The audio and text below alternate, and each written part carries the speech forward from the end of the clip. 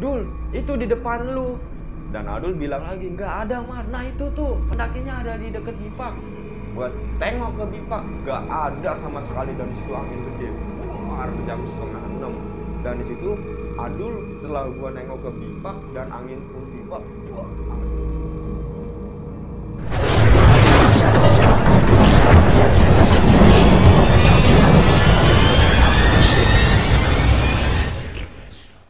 Adul terguling jatuh. Dan untung dia nyangkut di antara bebatuan dan selangkangannya itu tepat di batu itu. Jadi kan alhamdulillah. Dan gua naik nyusul dan ternyata di ujung batu itu adalah lempengan jurang yang sangat curam.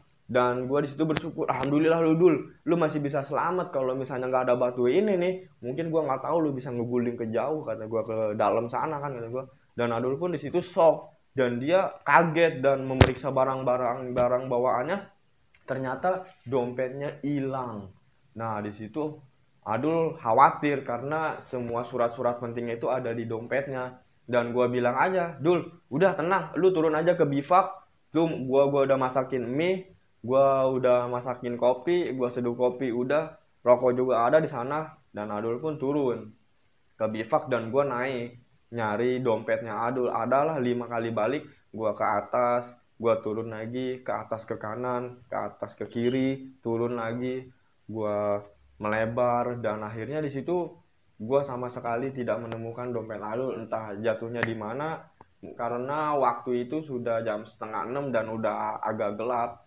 Dan di situ gua turun, tibalah di tenda gua jam 6. Nah, gua bilang, Dul, dompet lu nggak ketemu, mungkin nanti kalau ada pendaki lain yang sedang summit mungkin bisa menemukan dompet lu, ya semoga aja bisa dibalikan ke pengurus basecamp di bawah dan lu bisa dihubungin dan lu aman dan dompet lu kembali. Tapi kalau misalnya uang lu hilang, lu ikhlas kan? Dadul bilang, gua mah ikhlas Mar, uang gua hilang ya gua hitung-hitung berterima kasih lah dompet gua kembali asal surat-surat gua lengkap. Nah, Adul sudah bilang begitu, ajan maghrib pun tiba. Setelah kami menunggu ajan itu lewat, kami melanjutkan ngopi-ngopi lagi sambil merebahkan diri. Dan kami berargumen dan adu debat di situ untuk pulang atau tidak. Karena Adul sangat kaget setelah terjatuh dan dia juga tidak menyangka apa yang tadi Adul lihat dan gua lihat. Di situ kami memutuskan untuk turun jam 7 atau setelah azan Isya. Nah, setelah kami bergegas untuk turun, datanglah para pendaki di arah kiri kami sekitar ada 15 meter. Nah, yang anehnya ketika gua lewat itu sama sekali gak ada sapaan dari mereka dan mereka seperti diem aja. Dia diem aja, boro-boro mau nyapa kami nyapa pun dia tidak menengok. Dan di situ gue merasa ganjel men. Dan akhirnya gue bilang ke Dul, Dul, lu yakin mau diriin tenda di sini atau bermalam semalam lagi? Tapi kan kita perjanjiannya itu mengisi data pribadi kita itu bahwa melakukan pendakian ini tektok Dul. Adul pun situ agak lama sambil bengong. Weh Dul, jangan bengong, lu putusin. Tapi gue pengennya turun, gue nggak enak nih perasaan gue nih. Nah akhirnya Dul pun yaudah Mar turun. Setelah turun adalah setengah jam kami meninggalkan pos 5 batas vegetasi. Di situ gua muter-muter 3 kali dengan persimpangan jalan yang itu-itu aja. Dan di situ bukan hanya gua yang ngerasain, Adul pun ngerasain. Dan dimana Adul kaget bahwa di balik ujung jalan itu jurang lagi. Dan gua pun naik ke atas dan akhirnya mencermati jalur. Dan di situ gua lihat kanan lihat kiri, naik turun naik turun naik turun, akhirnya kami ketemu ternyata adanya di ujung kanan sana. Dan gua balik lagi lah tuh ke Dul. Dan Adul mau diajak lagi naik meski pelan-pelan karena dia merasa kesakitan di kaki kirinya. Dan kami pun pelan-pelan dan kami menelusuri hutan-hutan lagi. Dan kami ke kanan akhirnya nemu jalur. Dan setelah menuju ke pos 4. Di situ kami mencium aroma kopi yang tidak ada pemiliknya. Dan kami mencari-cari, mungkin entah ada di jalur sebelah atau di mana, tapi yang kami lihat itu ya di samping kami itu ya jurang. Kami pun melanjutkan perjalanan menuju ke pos 3. Yang tidak masuk akalnya, biasanya normal naik 2 jam, itu kami turun jadi 4 jam, 2 kali lipat. Dan itu pun tidak berjalan mulus. Di pos 4 itu kami merasa lama sekali untuk bisa sampai ke pos 3. Terlebih Adul di situ sudah merasa tidak kuat lagi dan dia menyerah di antara 4 ke 3. Di situ gua khawatir juga dengan fisik Adul yang sudah tidak kuat, dan kami pun istirahat adalah setengah jam di antara pos 4 dan pos 3. Setelah istirahat, gua nggak bisa tidur sama sekali. Adul tidur terlelap sekali, mungkin menahan rasa sakitnya itu dengan tidur. Gua di situ merasa seperti ada yang berlari-lari, tapi dia berpindah posisi antara di kanan dan di kiri, di kanan dan di kiri, di kanan dan di kiri. Akhirnya di situ gua bengong dan bangunin Adul.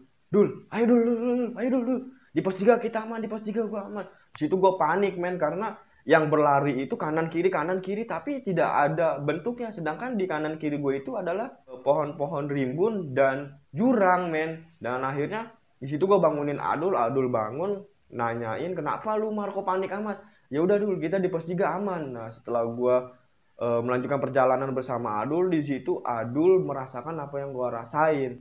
Mar, ada pendaki lain tuh, tapi kok jalannya cepet ya.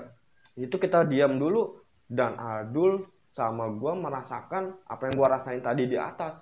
Ada yang lari cepat di antara kanan dan kiri, dan itu bergantian. Seiring waktu, di situ Adul terjatuh karena kami berlari, dan terjatuh dia sudah merasa kesakitan, dan dia bilang ke gue, Mar lu turun ke base camp cari bantuan supaya gue digotong dari sini. Tar dulu Dul, kalau misalnya gue turun ke base camp, iya kalau gue selamat ke base camp. Kalau gua enggak, gua selamat enggak, lu selamat enggak di sana. Dan ketika itu gue juga bilang lagi, iya Dul, kalau misalnya gua selamat ke base camp dan gua bawa orang, tapi gua setelah di sini lu enggak ada, ya gua mau bilang apa? Nah, akhirnya di situ kami diam. Dan untuk diam, diam dan diam. Setelah kami diam, kami turun dari tempat kami tadi istirahat, dan turun, dan akhirnya kami menemui turunan yang berbelok curam. Nah, disitulah kami sadar bahwa di situ sudah mendekati pos 3. Nah, setelah kami melewati itu, dan di situ kami nggak nyampe-nyampe lagi, men. Di situ kami ketemu belokan curam itu lagi selama 1 jam kurang lebih. 2 kali kami bertemu dengan belokan curam tadi. Dari situ gua bilang ke Dul, tarik napas, jangan nengok ke kanan, kita nengok ke kiri, pokoknya nengok ke kiri. Adul tahu maksud gue ini, dia ingat bahwa tadi pas berangkat kita naik, Amar bilang jangan ambil ke kiri, dan gue bilang juga pas turun ambil kiri, jangan ambil kanan. Nah setelah kita menenangkan diri, akhirnya kita ambil kiri, dan di situ ternyata sudah deket dan terlihat pelang pos 3. Yang tadi kita turun itu kita ke kanan, naik, ke kanan, naik, ke kanan, ternyata kalau ke kiri itu ya ada 20 meter lah langkah kaki. Ternyata situ udah ada pos 3 men. Gila kata gue, pas gue lihat jam, 4 jam kami turun dari pos 4 ke 3 dengan 2 kali diputerin di antara 4 dan 3.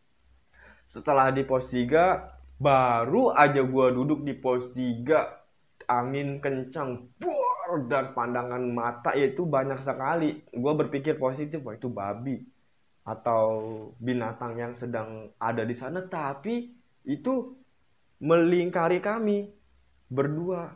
Dan di situ Adul pun baru juga duduk. Gue narik lagi, Dul, ayo Dul, kita pulang Dul, kita ke pos 2 aja Dul, aman Dul. Ya kata lu pos 3 aman katanya. Udah, lupain yang tadi, pokoknya kita kedua. Akhirnya Dul pun mau ikut, walaupun dia jalannya pincang sebelah, akhirnya turun ke pos 2. Di situ kami merasa lega karena suasana itu sudah tidak mengikuti kami. Tapi gua merasa masih belum aman dan gua mencium aroma pendaki. Dan gua bilang, Dul, sepertinya ada pendaki lain deh. Soalnya ada bau mereka nih. Adul bilang, sotoy lu Mar, dari tadi lu bilang ada tapi kagak ada. Akhirnya gua paksa lagi Adul ke pos 1 dan setelah di pos 1 benar ternyata ada tenda pendaki dan kami di situ minta air kan. Karena sudah sedikit juga sih airnya. Gua kasih aja ke Adul semua di pos 3 dan gua minum di pos 1 setelah bertemu pendaki lain. Gua minta air dan di situ parahnya Adul sangat seperti kehausan. Mungkin tadi sudah berlari-lari, jatuh bangun. Akhirnya gua minum sedikit. Adul udah mau tidur aja tuh tanpa pikir panjang. Feeling gua udah masih nggak enak nih Dul, kata gua, mendingan kita di pos 1 bayangan aja. Dan akhirnya Adul pun manut dan ikut turun ke pos bayangan. Akhirnya ketika pos 1 bayangan tiba, kami mendirikan bivak dan pada waktu itu sudah jam setengah 5 pagi. Kami istirahat dulu mendirikan bivak, lalu kita tertidur pulas. Beda cerita dengan gua. Gua merasa nggak bisa tidur, men. Gua selalu inget apa yang tadi di atas gua lihat. Pagi tiba nih, ternyata gua tertidur juga di sana. Bangun jam 7, gua bangunin Adul, prepare, dan kami pun melanjutkan turun. Nah, setelah melihat hutan pinus, kami merasa lega karena sudah ada sinar matahari. Nah, akhirnya kami di pos air.